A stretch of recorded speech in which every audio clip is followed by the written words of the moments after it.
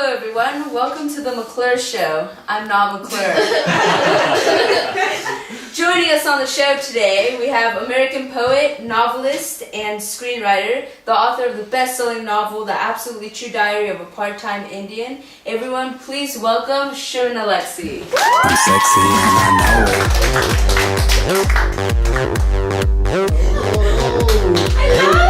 I'm sexy and I know it. Thanks for inviting me to your show. Thanks for being here. Thank you. Sherman, your hair looks a lot longer in person. Yeah, I look more Indian, don't I?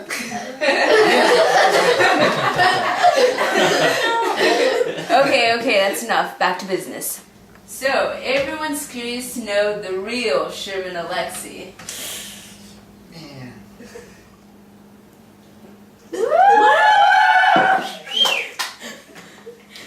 So, Sherman, ironically, The Absolute True Diary of a Part-Time Indian is a fiction story about a boy and his world. How much does the story of Junior and your life share in common? Okay, well, I was born October 7, 1966 on a 156,000 acres rest in well-painted Washington State, just 45 miles west of Spokane. The rest consisted of around 1,100 Spokane Indians. Oh, and by the way, I prefer the term Indian rather than Native American because Native American is a term coined by guilty white men. Okay, to be politically correct, we're indigenous Americans, so where was I? So how have your life's experiences influenced the story of Junior? Yes. At the age of 6 months, I was treated for water in the brain.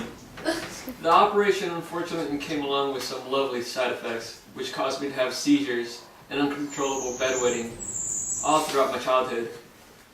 I also really had difficulties formulating my words due to constant stuttering.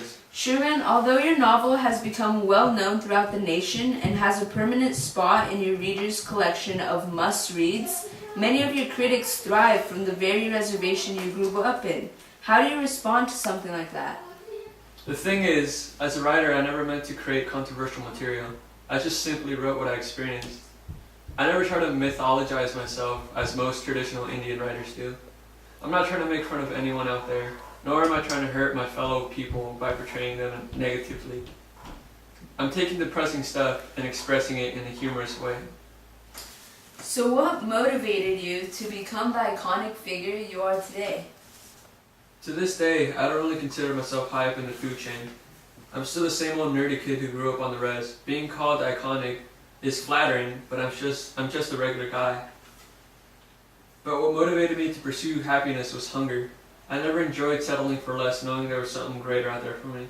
That's why I left the res, like Junior did. Like they say, when in Rome, I had to assimilate into the American culture. And by the way, intelligence is not a white trait, it's a universal necessity if you want to survive. Well, Sherman, I'd like to thank you for being with us today and for sharing your very inspiring story with us. For all you viewers out there, please make sure to pick up The Absolutely True Diary of a Part-Time Indian by Sherman Alexie. The audience is going home with a free copy!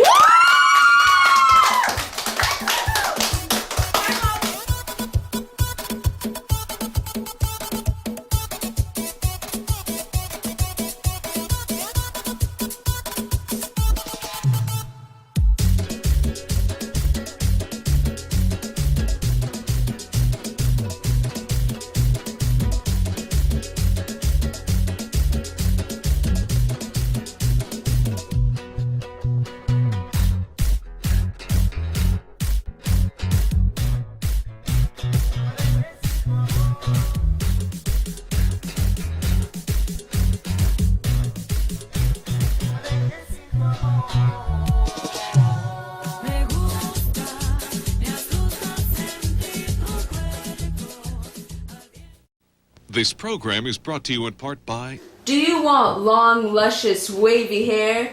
Introducing the new Pow Wow Wow shampoo by Squatting Buffalo.